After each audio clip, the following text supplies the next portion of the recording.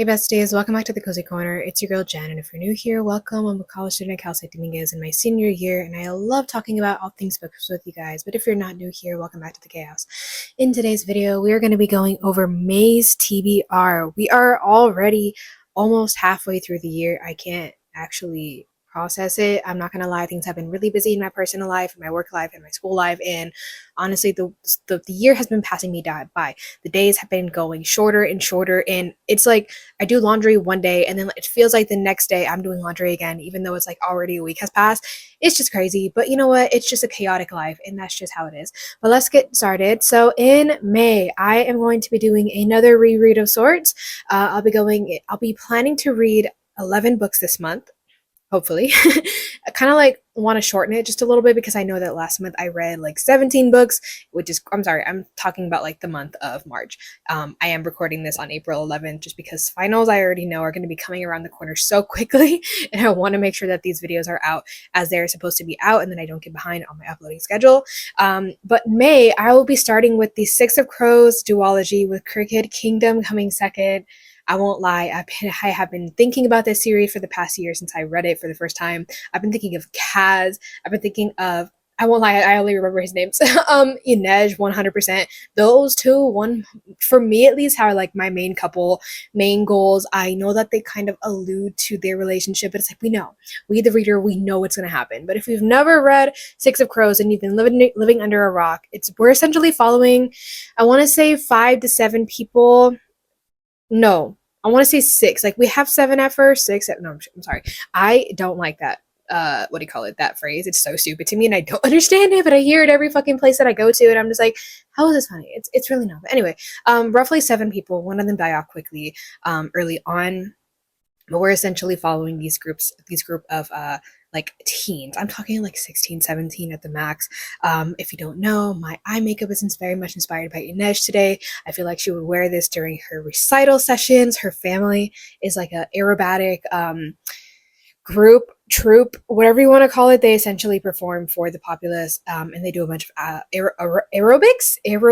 I don't know what the hell I'm talking about. They like do a bunch of stuff in the sky. They like, walk across tight ropes and like flip each other around on those like little swing things and whatever, right? But what was I talking about?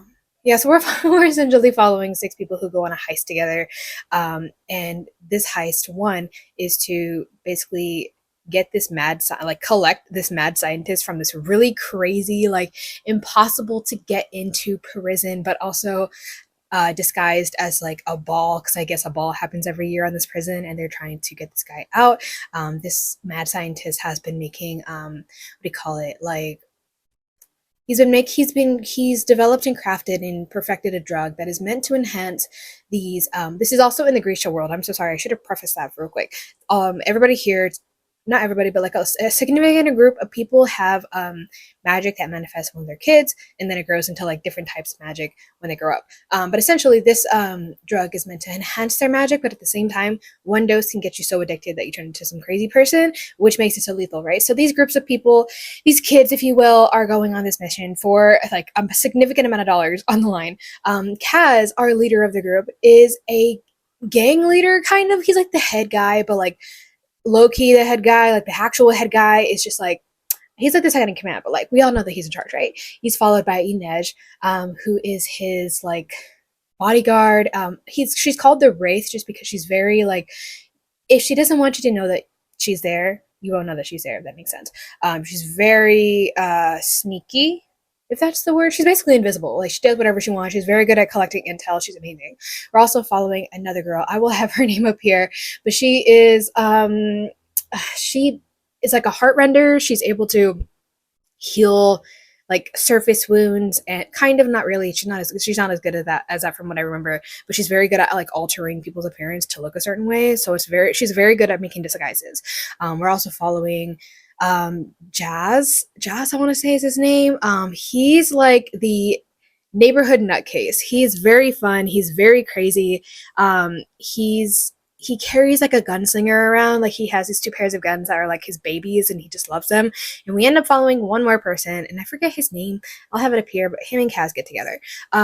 the other girl, the Heartrender, she has another guy who they ended up breaking out of prison very early on, to help them with this mission because this person is from where the mission is going to go. He's like he kind of reminds me as like this big scary Russian guy, and yeah, so he's basically from this place that they're trying to break into, and they're gonna go do all this stuff, and then something happens at the very end, and I can't tell you. But Crooked Kingdom, at the end of the first book, they get sabotaged, and some stuff goes down, and so we follow them again in Crooked Kingdom, where they're trying to get their shit together, and stuff goes down again. So highly recommend it. It's 2 books, and honestly, from what I remember when I first read them, like I know for sure, I want to say, thinking back on it now, I feel like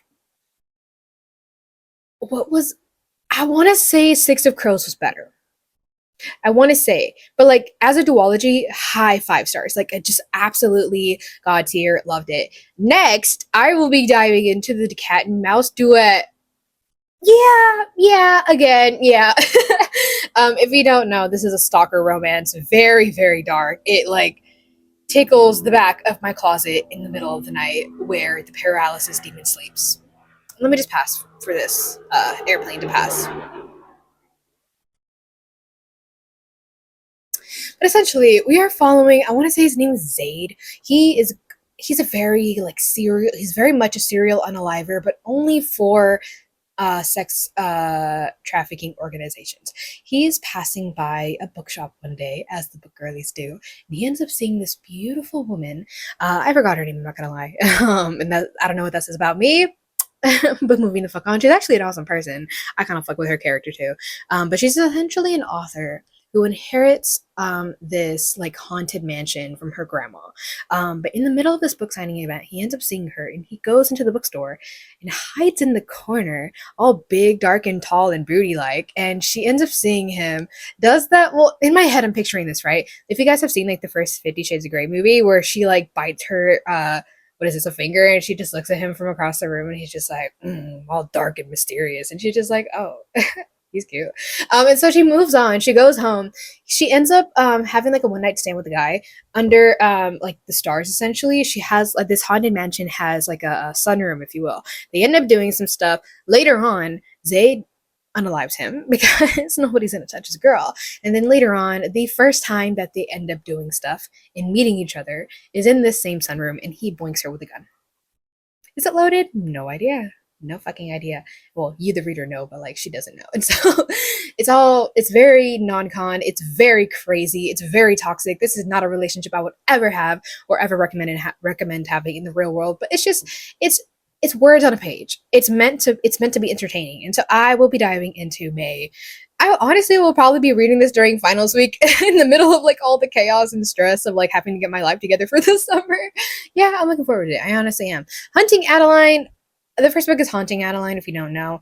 Hunting Adeleine is the second book, and it's graphic. It's very like, I don't recommend this unless you are very like okay with specifically graphic scenes relating to SA.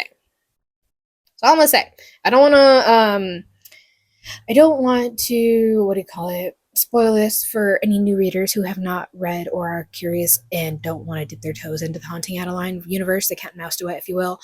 So for now, all I will say is that our lovely FMC gets kidnapped by the leading sex organization, the rival, if you will, to Zaid's organization. It's called Z, which is crazy.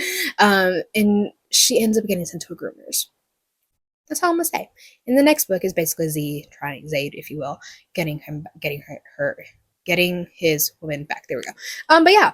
I will also be diving in for the first time of Does It Hurt by H.D. Carlton. Haunting and Hunting Adeleine are also by H.D. Carlton. And I heard through the grapevine that Does It Hurt is, I don't even know what the plot is. I just thought there's a specific scene where the FMC gets effed by the MMC in shark infested waters. And that's all I really know about it. And so I'm just gonna go diving in head first, if you will, into this shit fest and enjoy my time with it and see how I like it and what happens, to be honest. Next, I will be diving into a series that I have never read before, and I also don't know anything about, and that is the Everflame. series. Is that what it's called? We have Spark of the Everflame, Glow of the Everflame, Heat of the Everflame, and Burn of the Everflame. I think that one either came out recently or is going to come out this year. I don't know. But I've just been hearing a lot of stuff about it, and I'm like, you know what? I'm just gonna dive right into it. I've seen so many of the covers where it has a woman on it, like a head, not a bust, but like a headpiece of a woman, if you will, like no specific characteristics. She's kind of like washed in shadow. She's like a silhouette, you know. And she's in the background. There's like all these like fires and so. Oh, speaking of fires, super random, fucking off the table tangent, but like I was on my way home from book club last night, like probably around 8:50, and I'm on the 710 North going home, and I see a fucking fire on the exit that I get off at. And first of all, I'm like, please don't catch my car on fire. Like, I actually didn't know until I got here. So I'm stuck here trying to fucking survive and get the hell out of here. But first of all, I've never been so close to like an actual fire before. So I'm just like, damn, this is a monster. Like, this is scary. This is crazy. My car's starting to smell like smoke. I didn't have the windows down. I just had the AC on. And I'm like, damn, it smells like barbecue in here. Like, what? And I get off the exit like very carefully. And I'm like, you know, driving past. I get to like the next cross street and I call 911 and I'm like, hi. She's like, what's your emergency? I'm like, there's a fire. I'm over here on this street in this street. Good afternoon, good evening, if you will. I see a fire. It's like quite a big fire in the distance. And she's like, you talking about the street in the street?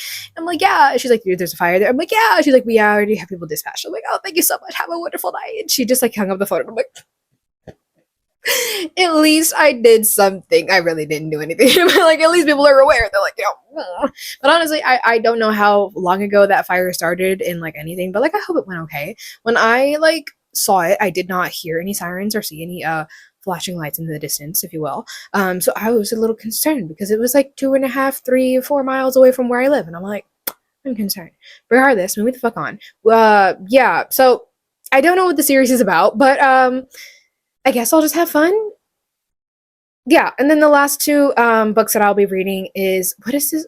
I swear I just changed my fucking mouse size. Okay, my computer's been doing this thing where it just automatically changes the mouse size, and I'm just getting a little annoyed. But regardless, I'll change that again later. I want to see, is it called Legacy of Monsters? Hold on one second.